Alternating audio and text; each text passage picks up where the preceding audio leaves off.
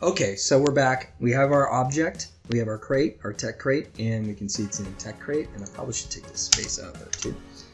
And then we've also see that it's all textured up. We've got our decal planes all set up on here too. So if we go to 5 and I grab this one, it's just a decal placed onto a simple plane. Super cheap and easy for the engine to play with that way. And then we come to our materials. If we look at the materials, we'll see that each of these materials is named tech crate, and then the textures it's using are named tech crate. So tech crate again, tech crate again. This material is called tech crate top. And the textures it's using is tech crate top, and so forth. And then the last one is this decal trim. It's named decal trim, and then the material or the textures it's using is decal trim top. Okay, so we have that all set up. Okay, so now we're going to export. So I'm going to take it and export it out. Get my shortcuts to work here. I'm going to call this tech crate again, keeping everything named the same. That way I know when I look at something, this is the thing I'm looking at. In fact, I think I did a cap, so I might as well fix that too real quick. There we go. Export. Now, I don't want to go into Unity yet, because as soon as I touch Unity, and don't worry about these errors that come up, before I touch Unity, because as soon as I touch Unity, it's going to import everything that goes with this together, I need to go over to my textures, find all the textures that I'm using, which are up here, and well, actually right here, and I'm going to grab all these textures and copy them and then paste them into this folder where the textures go for inside of Unity.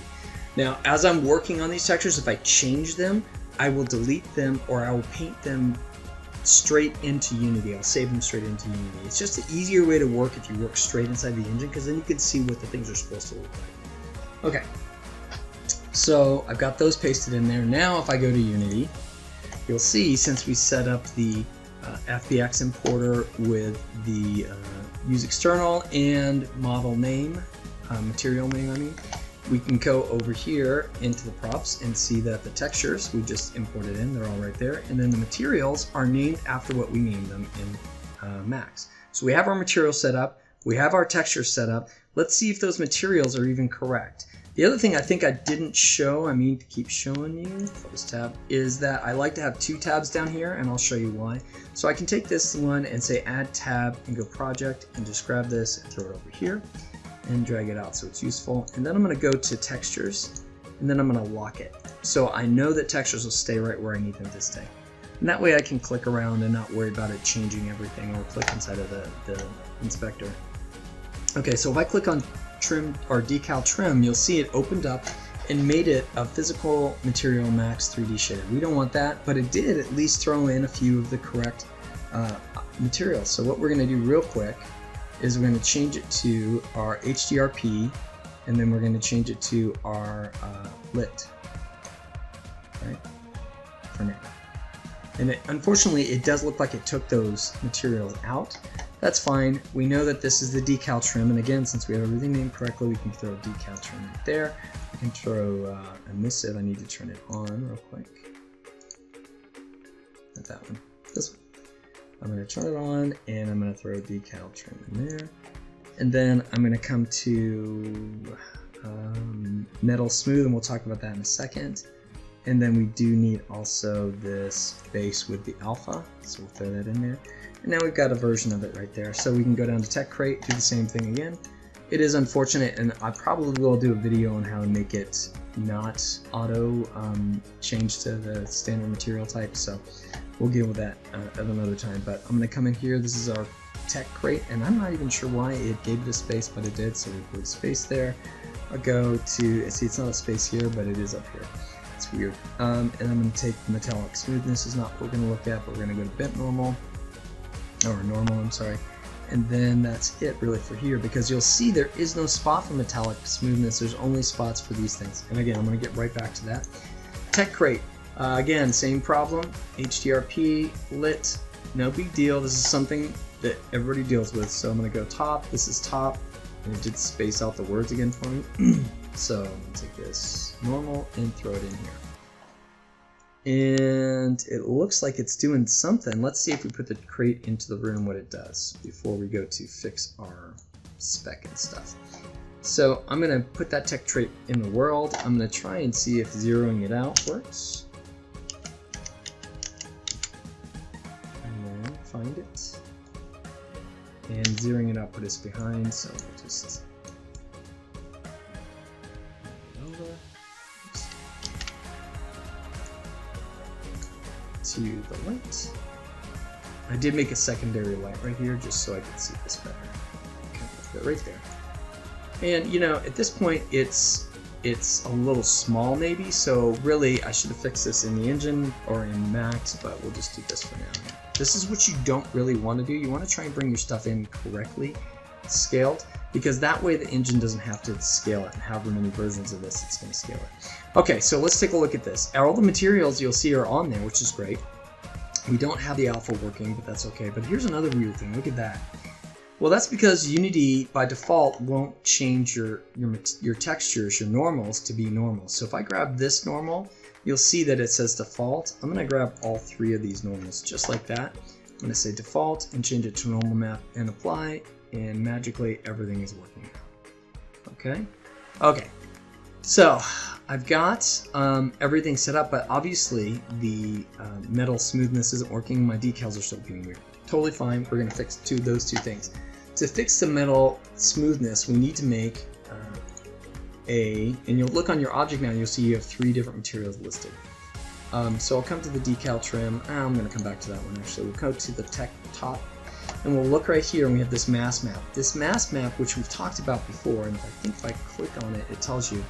It says that the metallic is R channel, ambient occlusion is G, the detail mask is B, which we haven't got to, and smoothness map is A. So really the big things we care about are the metallic and the smoothness. How do we get that? You could combine them. You could take those maps that we have and combine them together, but we already have the original crate set up inside of Unity or inside of Substance Painter. So really all I have to do is re-export them, and obviously I have to rename them because I named them incorrectly here. So I'm going to double click on this one and say tech crate, just like that. Oh, look at that. My cap locks are on. Alright, and we're going to do this one. We'll call it tech crate. Just like that. So they match again. So and then I'm just going to export. I'm not going to change anything. I'm just going to check my export. My universal pipeline is what I exported. I want to go ahead and change it to be HD render pipeline, metallic standard, because that's the pipeline we're using. And if we look at what comes in here, we'll see that it has a base map, it has a normal map, and it has a emissive map. It also has a setup that has the mesh name in front of it. So we're going to go back out here real quick, and we're going to look at the YouTube version that I made. And you'll see it just has the name of the texture, which is based off of this, and then the normal and emissive mask, whatever it may be. So we only really want the mask, so I'm going to take this out. Everything's checked off but the mask, and I'll come down here and say everything but the mask. So I just want the mask to be exported. Then I'm going to go to here. I'm going to go to my textures, which should be in the props in the same folder, and say select this folder. And then I'm going to make sure that it's set up and just say export. So now I'm really only getting 3 textures out. And if I come back to Unity, bam, 3 more textures, or 2 more textures I should say. The tech crate and the mask map, or the tech crate top mask map and the tech crate mask map. So all we have to do, go back to here. We can actually unlock this one, go back to here. And look at our materials, or we could go in our material folder, whichever way you'd like to do it. We'll go to tech crate first so you can see it by itself. And then I'm going to take this tech crate mask map and throw it into the mask map, just like that. And suddenly we're getting metal. Okay, and we can still play with this information. This is the upper limit, and this is the lower limit. But based on what we have, this is what Substance Painter has put out. Okay, so then we'll come back to our other top, and we're going to grab the top mask map and throw it in there too. And we can see now that that stuff's working too. We get our metal shininess. Where metal go? Okay, and if you need to change this, if it's too shiny, then you can always go back and do that. This is the metal shiny, or the paint shiny. This is the metal shiny. Maybe I would go back and change that in my painter. But that's the way you can tweak it and import it in by just overriding the textures, and all the settings will be there. Okay, so we've got this set up. Now the problem we still have is if we look at this, we still have our three materials, but the three materials, they're all lit, but we don't have one set up separately for decal. It's still a lit material, and it doesn't actually get a mask map. The reason we don't want it to have a mask map is because we want it to look like it's part of the same metal. So what we'll do is we will say, change the type of material it is and tell it to use the mask information or the metal smoothness information from the object it's sitting on. Makes sense, right? So how do we do that? Well, we come up here to lit, we go to HDRP, and we change this to decal. All of a sudden, it's now starting to look like there's transparency in there. In fact, altogether looking pretty good. In fact, if we look, we see this is right. We see this is kind of doing something, but I don't see any colors here. We'll get to that in a minute. And then we see our normal maps are working, but there's something weird going on. But what's going on? Why do we still see a lot of the detail? Why does this feel like it's a different color? Well, if we look at this model again and we take a look at the emissive decal, or the decal trim texture in the HDR decal, we can see there's some settings up here that we may want to make sure that are on. In fact, this is probably off by default, sorry.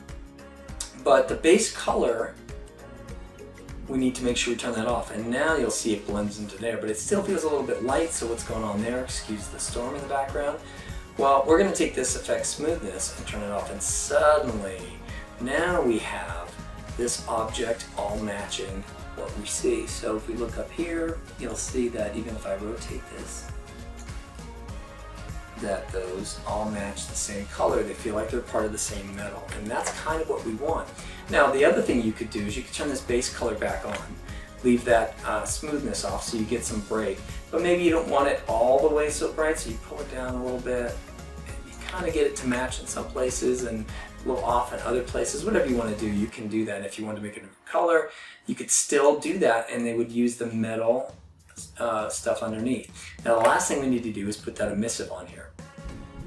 And the emissive stuff is really easy too. I turn on this button right here, I change this to white, and you can start to see it popping through. We just need to turn up the strength. So if I go to 1,000, bam, I get some glow. But if I go to 10,000, I'm getting some real glow. So it's not really affecting the object, it's just glowing after the fact and using the bloom to push it out. But it gives you the idea of what you could do, and even 2,000 is pretty good. The only other thing that I did is delete any of the excess material textures that we don't need. We just want to keep it as clean as possible so you can see that everything in here is being used. That's it. I took all the smoothness and metal off, for example, or anything else that may not be used that I copied in here originally. I still have copies of them. I can still bring them back in. I just don't need them here unless I'm using. I would suggest that nothing in here ever gets put in here if it's not being used in the game. Just for your own sanity, just for the next person who comes along and works on your stuff. With that, we're done. All we have to do now is make it dirty, and that's what we're going to cover next. How are we going to make it dirty next? And we'll do that with a new material type or shader type that won't be too much more work except for the unwrapping of the channel 2 that we did before. And we'll see you in the next one. Thanks.